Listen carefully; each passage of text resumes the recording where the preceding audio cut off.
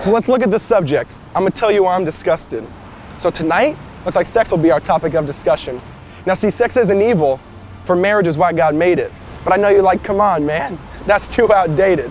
This is 2011, bro. We do it for recreation. And hey, if you're in college, you do it while you're wasted. But I want to question this logic. I want to pop off the seal. I want to question something that we think is already a done deal.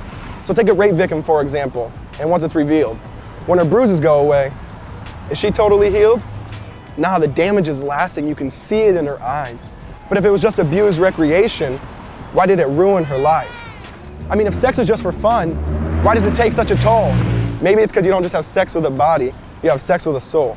Which means for me, there ain't no premarital loving. And it ain't just because I want a baby in the oven, it's because I'm staying pure till the day that I'm a husband. But see, this wasn't always me. That's a guarantee. Let's go back in the past, see who I used to be. Now growing up, I never learned how to treat a lady.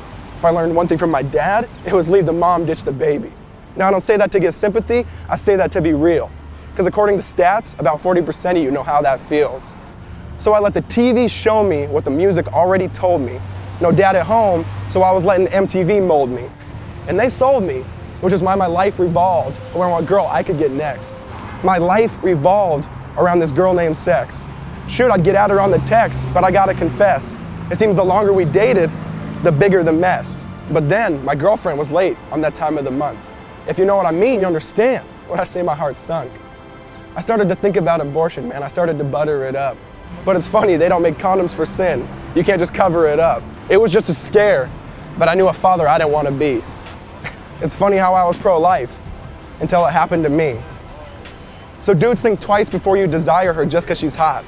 Because the truth is, your body makes a promise whether you do or not. Sorry I digressed though, let's get back to the topic. How there's some dudes who pressure her even when she says stop it. You're not a man, you're just a boy that can shave and you put on a good cover. Because if you don't respect her when she says no, you certainly don't love her. So how about you start studying her heart, stop studying her booty, or maybe invest the same amount of time in her that you do in Call of Duty. Because what makes you think you can get this girl and all of a sudden get naughty? Because you should have to touch her heart and her mind first before you ever touch her body. Because she longs to be accepted, she longs to be loved, so she gives herself up to another guy's lust. She thinks it feels good at first, but then she gets bitter. Because the promise of satisfaction, it never delivers. She's like, I don't want to, but it's just too tempting. So she keeps opening up the present just to find that it's empty. And then she starts to get confused. She keeps getting rejected by all these dudes. They tell her on a scale of 10, she's a 2. But that ain't true. If she only knew that Jesus, he loves and accepts us. Even when you don't want him, he'll never reject us. He heals us from that sin that totally infects us. And he does what condoms can't, he emotionally protects us. Now I know some of you hear this, you're gonna want to indict me.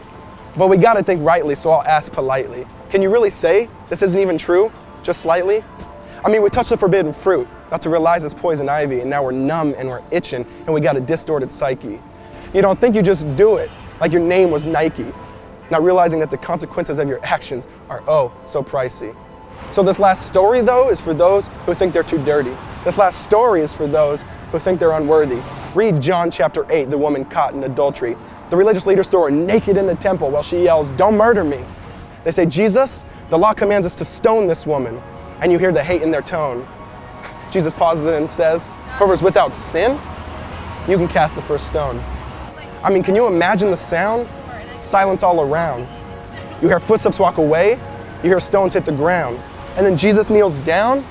The woman thought it was her demise. He lifts up her face. You see the grace in his eyes. He says, I don't condemn you. Go and sin no more. I love you. I accept you. Mercy is yours. But if you're anything like me, you're like, no, that can't be. Why would he ever die for me? See, but then I saw that scene where I was redeemed. He reached out and touched me and said, Jeff, you're free. Instantly, I was wearing the brightest robe I'd ever seen. I was perfectly spotless. I was perfectly clean. So bright, in fact, man, I thought I'd go blind. I said, whose is this? He said, actually, it's mine. So think twice before you eat what society feeds us. Come follow the King. His name is Jesus.